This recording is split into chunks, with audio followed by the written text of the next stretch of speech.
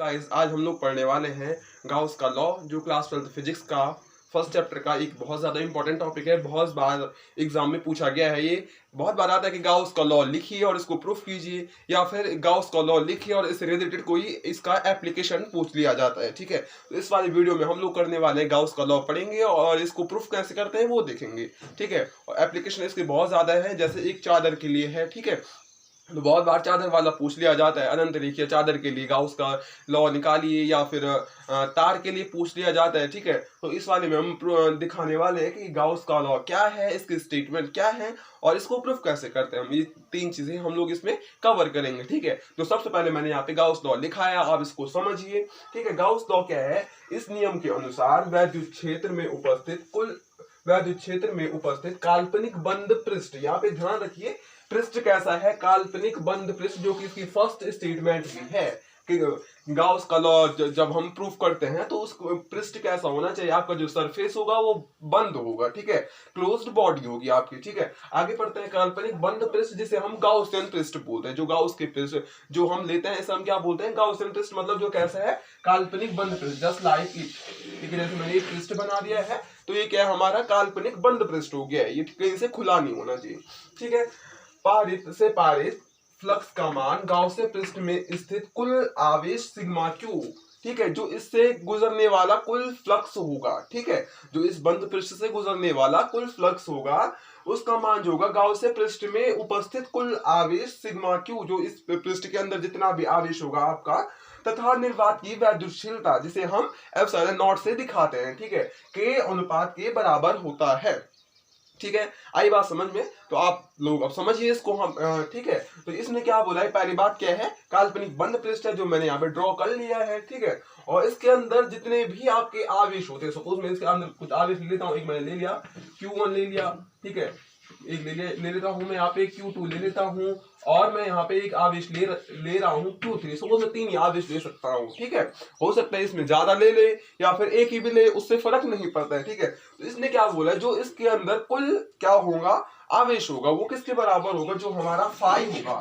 ठीक है, पहली बात तो ये हम गाउस के लॉ से निकालते क्या, फाई निकालते। Phi means flux. ठीक है, फ्लक्स बोला है ना, तो फ्लक्स को हम गाउस के लॉ से निकालते हैं। तो जो हमारा फाई होता है वो किसके बराबर होता है?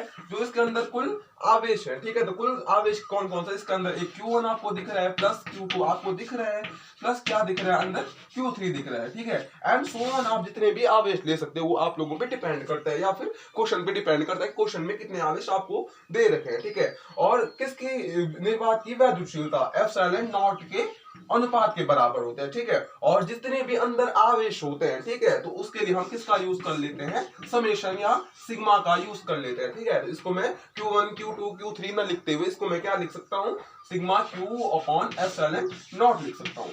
ठीक है, तो यही आपका गाउस का लॉ है।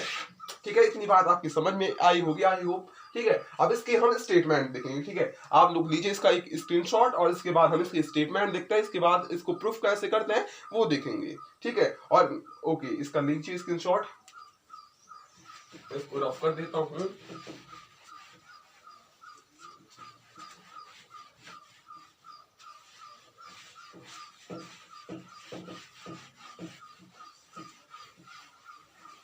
तो जो इसकी स्टेटमेंट है, स्टेटमेंट काफी इंपॉर्टेंट है। ठीक है, जब भी आप कोई थ्योरम या लॉ लिखते हैं तो उसमें आपको स्टेटमेंट देना आई थिंक इंपॉर्टेंट होता है। ठीक है, तो जो मेरे ख्याल से आप स्टेटमेंट लिख लीजिएगा। ठीक है, मैं इसमें बस समझाऊंगा स्टेटमेंट को। ठीक है, पहला स्टेटमेंट जो है इसका वो है कि आपका पृष्ठ क्या होना चाहिए? पृष्ठ होना चाहिए आपका बंद होना चाहिए। ठीक है, जो आपकी बॉडी होनी चाहिए वो क्लोज्ड बॉडी होनी चाहिए। ठीक है, बहुत बार पूछा भी जाता है ऑप्शनल क्वेश्चन में कि गाउस का लॉ एप्लीकेबल है ओनली बंद पृष्ठ के लिए, खुले पृष्ठ के लिए, बंद और खुले दोनों के लिए, या फिर इनमें से कोई नहीं, या फिर इन सभी पे। ठीक है, तो आप लोग अगर ऑप्शनल में ऐसा क्वेश्चन पूछा जाता है तो आप लोग कौन सा सही करेंगे? बंद पृष्ठ के लिए गाउस का लॉ एप्लीकेबल है ओनली। ठीक है, तो हम क्या कर लेते हैं, यहाँ पे एक बंद पृष्ठ ड्रॉ कर लेते हैं। तो मैंने यहाँ पे एक ये बंद पृष्ठ ड्रॉ कर लिया है। जरूरी नहीं है कि वो एक गोला हो सकता है वो एक घनाकार हो सकता है, घनाभागार होता है, आयताकार हो सकता है, त्रिभुजाकार हो सकता है, डजंट मैटर। ठीक है, बट होना क्या चाहिए? वो बंद होना चाहिए। बस इतना आप ध्यान में रखिए, पृष्ठ क्या होना चाहिए? बंद होना चाहिए। ओके, उसके बाद जो सेकेंड स्टेटमेंट है इसकी वो क्या होती है? सिर्फ इसमें जो हमारे चार्ज लिए जाएंगे जितने इस बंद पृष्ठ के अंदर जो चार्ज होंगे उन्हीं का इस समेशन हम लोग करते हैं, ठीक है, उन्हीं का हम लोग समेशन करते हैं। जैसे Q1 Q2 Q3 अपन लोगों ने लिया था अभी। सपोज मैं इसके बाहर एक चार्ज ले लेता हूं Q4, इसके बाहर ले लेता हूं मैं, ठीक है, एक चार्ज मैंने क्या कर लिया, इसके बाहर एक Q4 चार्ज ले लिया, तो इसका इस पृष्ठ पे कोई फर्क नहीं पड़ता है, ठीक है। क्यों नहीं पड़ता है? क्योंकि हमको पता है कोई आपके पास चार्ज है तो इससे इलेक्ट्रिक फील्ड लाइन निकलेंगी, ठीक है, विद्युत क्षेत्र रेखाएं निकलेंगी। अगर इससे कोई विद्युत क्षेत्र रेखा निकलेगी तो ऐसे निकलेगी, ठीक है, सपोज इस डायरेक्शन में निकल रही है या फिर और ऐसे निकलेंगी, बहुत सारे निकलते हैं, आपको पता है विद्युत क्षेत्र रेखाएं। और जो क्योंकि हमने प्लस में लिए हैं सारे चार्ज, ये भी प्लस क्यू है, ये भी प्लस क्यू है, ये भी प्लस क्यू है और ये भी प्लस क्यू है, तो आपको पता है प्लस के लिए क्या निकलती है, विद्युत क्षेत्र रेखाएं उससे बाहर की ओर निकलती हैं, और माइनस के लिए क्या होती हैं, अनंत से उस चार्ज में आती है, ठीक है। तो ये अगर ये बाहर के ले जा रही है तो ये यहां से भी जा रही है, तो मतलब आपको जहां पे दिख रहा होगा, अगर इस फ्लक्स जो ये आपका जो पृष्ठ है, अगर ये दो रेखाएं इसमें एंटर कर रही हैं तो इसी से बाहर में निकल जा रही हैं, ठीक है। तो सो इन रेखाओं का इस फ्लक्स पे कोई भी, इस जो पृष्ठ पे है कोई भी प्रभाव नहीं पड़ता है, ठीक है। इसमें सिर्फ कौन से चार्ज लेंगे हम, अगर समेशन करेंगे तो Q1 Q2 और Q3 का समेशन करेंगे, ना कि Q4 का, क्योंकि Q4 क्या है, उसके बाहर स्थित है, ठीक है। तो सेकंड स्टेटमेंट ये हो गया, अगर कोई चार्ज इसके बाहर स्थित है उसका इस पृष्ठ पे कोई भी प्रभाव नहीं पड़ता है, राइट। अब थर्ड स्टेटमेंट देखते हैं, थर्ड देखते हैं। थर्ड क्या है, इसमें शेप का फर्क नहीं पड़ता है, ठीक है। शेप जो इसका शेप होता है कि आपका पृष्ठ या सरफेस का शेप कैसा है उसका फर्क नहीं पड़ता है, ठीक है। चाहे वो त्रिभुजाकार है, चाहे वो घनाकार है, चाहे वो घनाभाकार है, चाहे वो वृत्ताकार है, ठीक है, उससे फर्क नहीं पड़ता है, ठीक है। थर्ड शेप हो गया। फोर्थ जो हम देखेंगे, मैटर नहीं करता है कि हमने जो आपने शेप लिया है, ठीक है, कि वो उस शेप के अंदर आपने कहां पे चार्ज को रखा है। सपोज मैं त्रिभुज ले लेता हूं, सपोज मैंने एक त्रिभुज लिया है, इसके अंदर मैंने यहाँ पे रख दिया चार्ज, ठीक है, एक और ले लेता हूं मैं, इसके अंदर यहाँ पे रख दिया चार्ज, इस साइड पे एक और ले लेता हूं, इसके अंदर मैंने कहां पे रख लिया चार्ज, इस साइड पे रख लिया, ठीक है। सपोज ये Q1 है, ये Q2 है और ये Q3 है, ठीक है। तो इससे फर्क नहीं पड़ेगा कि आपने चार्ज कहां पे लिया है, ये बात ध्यान में रखिए, इससे फर्क नहीं पड़ता है कि आप लोग चार्ज कहां पे ले रहे हैं। फर्क किससे पड़ता है, देखो इसके लिए अगर हम निकालेंगे तो फाइव इक्वल टू क्या आएगा, एक ही चार्ज अंदर तो Q1 अपॉन एप्सिलॉन नॉट आएगा, ठीक है। इसके लिए क्या आएगा, five equal to Q2 upon epsilon naught, इसके लिए भी वही आएगा, और इसके लिए क्या आएगा, five equal to Q3 upon epsilon naught, ठीक है। तो आप समझ गए होंगे कि उसके अंदर जो हमने चार्ज रखा है उससे फर्क नहीं पड़ता है आप लोगों ने वो चार्ज कहां पे रखा है, ठीक है। फर्क ये पड़ा है कि वो चार्ज आपने क्लोज बॉडी के अंदर रखा है, ठीक है, फर्क ये पड़ता है, उसके आप बाहर नहीं रख सकते हैं चार्ज, ठीक है। इतना आप लोग ध्यान में रखिए, इतना आप लोग ध्यान में रखिए, क्लास टेन, ठीक है। अब इसके बाद अपन लोग इसको प्रूफ करते हैं, ठीक है। प्रूफ हम लोग इसको कैसे करेंगे,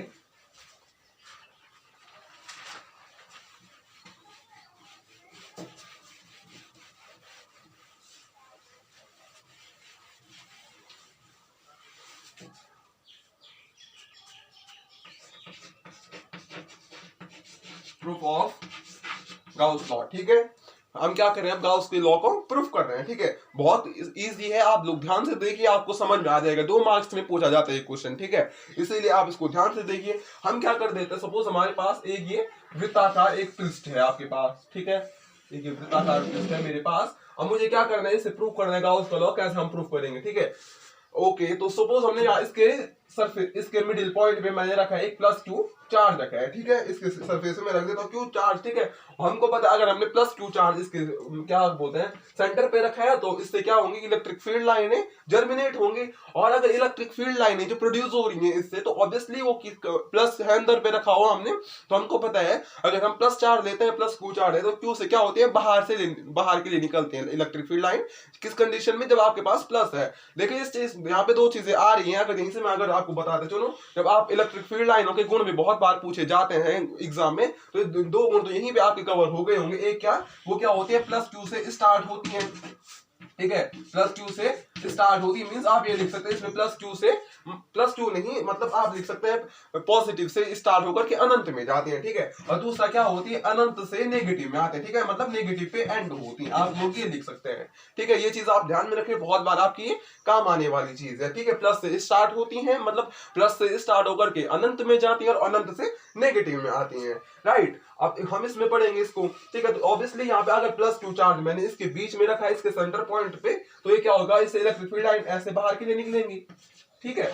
इलेक्ट्रिक फील्ड लाइनें आपकी यहाँ से बाहर के लिए निकलेंगी, ठीक है। इतनी बात समझ में आई। सपोज मैं क्या कर लेता हूँ, इसकी रेडियस को मान लेता हूँ मैं आर, ठीक है। मैंने इस गोले की त्रिज्या को मान लिया है आर, ठीक है। अब सपोज ये गोला आपके पास क्या है, गोला तो बिल्कुल गोल है नहीं, ठीक है। ये गोला बिल्कुल गोल नहीं हो सकता, कोई और शेप हो। तो इसलिए क्या कर लेते हैं हम यहाँ पे, अब मतलब अगर सपोज आपके पास कोई एक इसमें मतलब एक फिक्स कोई किसी का रेगुलर शेप है किसी का, ठीक है। सपोज ये बिल्कुल गोल होता या फिर एक आयताकार शेप होता, हम क्या कर सकते हैं, इसका निकाल सकते हैं। बट अगर ये गोल नहीं है तो उस कंडीशन में अपन लोग क्या कर लेते हैं, तो आप इसको बहुत बार यूज करेंगे इस वाले टेक्निक को। हम क्या करते हैं, जब आपके पास कोई रेगुलर शेप नहीं होता है तो उस कंडीशन में आप क्या कर लेते हैं, उस पर एक छोटा सा अल्पांश ले लेते हैं, ठीक है। एक स्मॉल एलिमेंट ले लेते हैं, ठीक है, जिसको आप एरिया एलिमेंट भी बोलते हैं, ठीक है। तो मैं क्या कर लेता हूं, इसका एक स्मॉल एलिमेंट ले लिया मैंने इतना, ठीक है। एक छोटा सा अल्पांश मतलब एक छोटा सा टुकड़ा उस गोले का क्या कर रहा हूं मैं, एक छोटा सा टुकड़ा ले रहा हूं। उसके लिए गाउस का लॉ निकाल दूंगा, उसके बाद में उस सबको जोड़ दूंगा। सपोज क्या कर दिया, मैं सपोज बोल दिया कि एक आपके पास ये है, आपके पास ये वर्ग है, ठीक है। इसके अंदर का एक ये है जिसकी लंबाई क्या है 1 सेंटीमीटर, इसकी लंबाई है, तो ऑब्वियसली इसकी भी क्या है 1 सेंटीमीटर लंबाई है, ठीक है। बोल दिया कि इसमें सपोज 100 वर्ग है, ठीक है। इसमें 100 वर्ग बने हुए हैं, ठीक है। इस मतलब इस पूरे वर्ग में 100 वर्ग इसके अंदर है 1 सेंटीमीटर के। तो आपको क्या करना है, उन 100 वर्गों की क्या निकालनी है, उन 100 वर्गों का आयतन निकालना है, ठीक है, या फिर क्षेत्रफल निकालना है, ठीक है। वर्ग के लिए क्षेत्रफल निकालेंगे। तो हम लोग क्या करेंगे पहले एक के लिए निकाल देंगे, उसको 100 से मल्टीप्लाई कर देंगे, अपन लोगों का सारा आ जाएगा, ठीक है। तो सेम कंडीशन यहाँ पे भी है, हम पहले इस अल्पांश के लिए निकाल देंगे, अल्पांश स्मॉल एरिया एलिमेंट जो हमने लिया उसके लिए निकाल देंगे, उसके बाद हमारा पूरी बॉडी के लिए उसको निकाल देंगे, ठीक है। तो सपोज हमने एक चीज यहाँ पे देखी, हमारी जो इलेक्ट्रिक फील्ड या हमारा विद्युत क्षेत्र की दिशा है वो कहाँ के लिए है, बाहर के लिए, ठीक है। तो विद्युत क्षेत्र की दिशा तो हमारी बाहर के लिए है, ठीक है। दूसरा जो हमारा यहाँ पे एरिया होगा, ठीक है, एरिया जो होगा हमारा डी ए या डी एस, आप कुछ भी दे सकते हैं। एरिया की दिशा भी क्या होती है, ये बात हमेशा ध्यान में रखिएगा।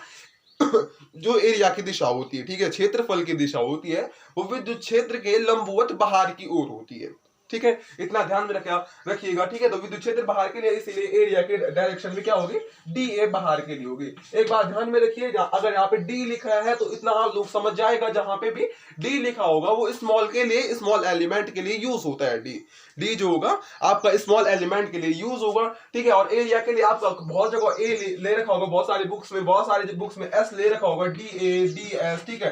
कहीं पे डेल्टा ले रखा होगा, कहीं पे ये वाला सिग्मा ले रखा होगा, बहुत सारी चीजें लेते हैं, ठीक है। तो हमने ए लिया, आप लोग उसमें कंफ्यूज मत करिएगा, ठीक है। तो एरिया की डायरेक्शन बाहर के लिए है और ए की भी डायरेक्शन बाहर के लिए है, ठीक है। सो हमारा जो यहाँ पे थीटा बनेगा, थीटा मतलब कोण बनेगा हमारा, ठीक है। तो कोण कितने डिग्री का बनेगा, सिंपल है, कोण कितना बनेगा हमारा यहाँ पे 0 बनेगा। जिसको नहीं है पता 0 कैसे बनेगा, क्योंकि बहुत जगह ये काम आने वाला है, इसलिए मैं इसको बता देता हूँ। अगर आपकी एरिया की देखो, सपोज ए है आपका जा रहा है इधर, ठीक है, और आपका डी ए भी इधर ही जा रहा है, तो इसके बीच में आपको कोई कोण बन रहा है, नहीं बन रहा है, क्योंकि दोनों की डायरेक्शन एक ही जगह है। अगर सपोज आपका एरिया यहाँ होता और आपका ई ऐसे होता ऊपर के लिए, तो आपका 90 डिग्री का एंगल बन जाता। अगर आपका एरिया यहाँ है और ई इधर है, ठीक है, दोनों के दोनों एक दूसरे के अपोजिट डायरेक्शन में है, तो उस कंडीशन में आपका थीटा बनता 180 डिग्री का, ठीक है। तो आपको यहाँ पे दिख रहा है थीटा, ए की डायरेक्शन भी वही है और डी की डायरेक्शन भी वही है। सो हमारा यहाँ पे थीटा जो बनेगा वो क्या बनेगा, 0 बनेगा, ठीक है। क्यों काम आएगा वो थीटा भी, ठीक है। अब हम क्या कर रहे हैं, एक फॉर अ स्मॉल एलिमेंट हम एक छोटे से टुकड़े के लिए निकाल रहे हैं। पहले जो हमने इतना सा लिया है स्मॉल एलिमेंट, जो आपका ये दिख रहा होगा आपको यहाँ पे, इसके लिए निकाल रहे हैं हम, ठीक है। हमने पढ़ा है पहले जो हमारा D5 होता है, D5 मतलब स्मॉल फ्लक्स। कभी हमने फ्लक्स आपने निकाला होगा या फिर हमने निकाल रखा है पहले, तो उसमें देखा होगा जो फ्लक्स का फॉर्मूला होता है स्मॉल के लिए, वो होता है integration of E dot D A, ठीक है। और जब भी ऐसा होता है तो इस पे लग जाता है ये। और यहाँ पे अब देखो, अब इसको अगर हम खोलेंगे, ठीक है, तो यहाँ पे खोलने का तरीका है, यहाँ पे क्या लगा है, ये क्या है, पहली बात वेक्टर फॉर्म में लिखा है, ठीक है। और जो अगर डॉट प्रोडक्ट है, ठीक है, तो डॉट प्रोडक्ट के मतलब उतनी गहराई में न जाते हुए आप बस इतना सा याद रखिए, अगर जो डॉट प्रोडक्ट होगा उसके साथ आता है cos थीटा, ठीक है, क्योंकि डॉट प्रोडक्ट हमेशा स्केलर होता है, ठीक है। इसके अलावा अदिश राशि होती है, ठीक है। तो डॉट प्रोडक्ट के लिए आपको इसके साथ यूज करना है कॉस थीटा, और अगर क्रॉस प्रोडक्ट होगा तो उसके साथ आपको यूज करना है कि साइन थीटा, ठीक है। इतना याद रखें क्योंकि बहुत बार ये चीज भी यूज होगी आपकी, इसी लॉ में नहीं और जगह भी आपकी बहुत बार ये चीज यूज होने वाली है, ठीक है। तो ये डॉट प्रोडक्ट है तो मैं इसको क्या लिख सकता हूँ, E into D A cos theta लिख सकता हूँ इसको, डी ए कॉस थीटा। अभी क्योंकि मैंने बोला है ये वेक्टर हट जाएगा, ठीक है। डी ए कॉस थीटा लिख सकता हूँ। क्यों लिख सकता हूँ कॉस थीटा, कहां से लिखा मैंने बोला जब हम इस डॉट प्रोडक्ट को हटाते हैं, या फिर मैं इसको ऐसे भी लिख सकता हूँ, ठीक है। डॉट प्रोडक्ट हटाया तो कॉस थीटा लिखा। सपोज इसका अपोजिट यहाँ पे अगर क्या होता, क्रॉस होता है यहाँ पे, ठीक है। तो मतलब ये क्या होता है, अगर क्रॉस प्रोडक्ट हमेशा होता है सदिश राशियों का, जो सदिश राशि होती है वो क्रॉस प्रोडक्ट में होती है, और जो अदिश राशि होती है वो डॉट प्रोडक्ट में होती है, ठीक है। तो अगर यहाँ पे क्रॉस लिखा होता है तो हम यहाँ पे कॉस की जगह पे साइन थीटा लिखते हैं, ठीक है। इतनी बात आपकी समझ में आई होगी, ठीक है। तो यहाँ पे ये डॉट प्रोडक्ट है। अब इसको अपन लोग आगे सॉल्व करेंगे। अब थीटा तो क्या है हमारा, बिकॉज थीटा इज 0, ठीक है। और थीटा अगर 0 है तो cos 0 की वैल्यू अगर आपको पता होगी कितनी होती है, वो होती है 1, ठीक है। cos 0 की वैल्यू 1 होती है, और ईडीए का मल्टीप्लाई आप अगर 1 में करेंगे तो आपके पास फाइनली बच क्या जाएगा, यहाँ पे ओनली ईडीए बचेगा, ठीक है। क्योंकि किसी का भी हम 1 में मल्टीप्लाई करते हैं तो वही बचता है। हमारा क्या बच गया यहाँ पे, ई इंटू डी ए, ठीक है। अब मेन चीज हम क्या निकाल रहे हैं, यहाँ पे एरिया के लिए निकाल रहे हैं, तो इसलिए मैं ई को बाहर निकाल देता हूँ इंटीग्रेशन के, ठीक है। तो ई को मैंने बाहर निकाल दिया, अंदर छोड़ दिया क्या, डी ए, क्योंकि मेन चीज हमारे पास एरिया है यहाँ पे। इतनी बात आपको अभी तक समझ में आ रही होगी। अगर इसके साथ मैंने डी लिखा है तो इसका मतलब क्या है, ये किसके लिए यूज हो रहा है, ये स्मॉल एलिमेंट के लिए यूज हो रहा है, जब तक मैंने इसके साथ डी लिखा है, ठीक है। अब मैं क्या कर देता हूं, हमको पता है ई की वैल्यू क्या होती है, मैं इसको यहाँ आगे कर देता हूं।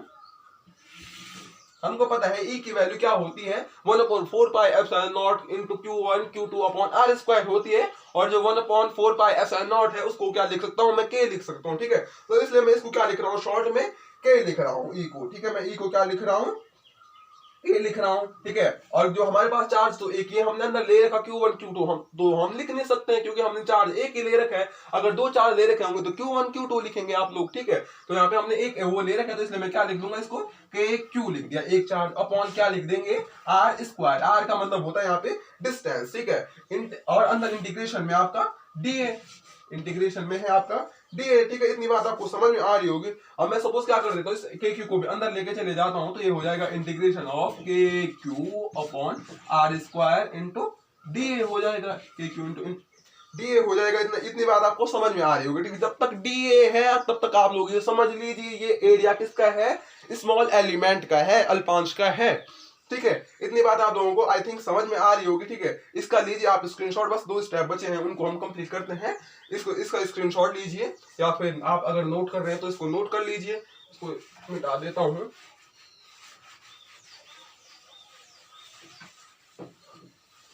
अब देखिए यहाँ पे लिखा है कि q upon r square, d यहाँ तक पहुंच गए थे हम। अब ये डी मतलब क्या है, किसका क्षेत्रफल है, ये सिर्फ इसका। अब हमको किसका क्षेत्रफल चाहिए, पूरे गोले का, ठीक है। हमारे पास गोला है तो इसलिए हमको क्या चाहिए, पूरे गोले का क्षेत्रफल चाहिए, ठीक है। तो के क्यू को मैं सेम एज यहाँ पे लिख देता हूँ, के क्यू को लिख दिया मैं सेम एज यहाँ पे, के क्यू अपॉन जो आर स्क्वायर था उसको सेम एज लिख दिया।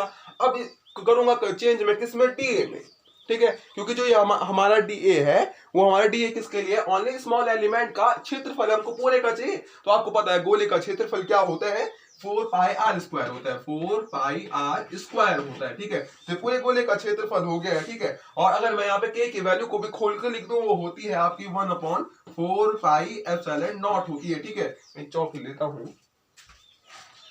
आपकी जो इसकी वैल्यू होती है, के की वैल्यू लिख दी मैंने, ये किसकी वैल्यू है यहाँ पे लिखी हुई, के की वैल्यू 1/4 पाई एप्सिलॉन नॉट होती है, ठीक है। इनटू जो ये क्यू बच रखा है यहाँ पे क्यू लिख दिया, इनटू क्यू के साथ, और आपका क्या है, क्यू के साथ आपको दिख रहा होगा यहाँ पे 4 पाई आर स्क्वायर है, ठीक है। इसको लिख देते हैं 4 पाई आर स्क्वायर, ठीक है। यहाँ पे आर स्क्वायर था, इसको इसके डिनोमिनेटर में लिख दिया हमने, ठीक है। यहाँ तक आपको आई होप समझ में आई होगी बात, बहुत इजी है, ध्यान लगा के देखिए, ठीक है। अब यहाँ से हम क्या कर लेते हैं, यहाँ पे देख रहा होगा आपको आर स्क्वायर से आर स्क्वायर कैंसिल हो जाएगा, 4 पाई से आपका 4 पाई कैंसिल हो जाएगा। फाइनली आपके पास बचेगा क्या, यहाँ पे q1 सा q हो गया ऊपर न्यूमिनेटर में, और नीचे डिनोमिनेटर में आपका क्या बच जाएगा, ओनली एप्सिलॉन नॉट बच जाएगा, ठीक है। तो हमारा यही गाउस का लॉ था, फाई इज इक्वल टू क्या होता है, जो चार्ज होता है आपके पास अंदर, उसके अंदर हमने यहाँ पे क्योंकि एक चार्ज रखा था इसलिए यहाँ पे एक ही चार्ज आएगा, ये बात ध्यान में रखिए, ठीक है। Q/S होता है, ठीक है। तो इसी के साथ हमारा ये टॉपिक खत्म हो गया, हमने गाउस का लॉ प्रूफ कर दिया है। वीडियो थोड़ा लंबी इसलिए हुई है क्योंकि मैंने आपको इसमें बहुत सारी चीजें एक्स्ट्रा भी बताई हैं, जैसे कि मैंने आपको इलेक्ट्रिक फील्ड लाइन वाला बताया। तो आई होप आपके साथ आपका गाउस का लॉ तो क्लियर हो ही गया होगा, उसके साथ आपको बहुत सारी नई चीजें भी सीखने को मिली होंगी, ठीक है। तो इसी के साथ प्लीज चैनल को सब्सक्राइब कीजिए और वीडियो को लाइक कीजिए अगर अच्छी लगी हो तो।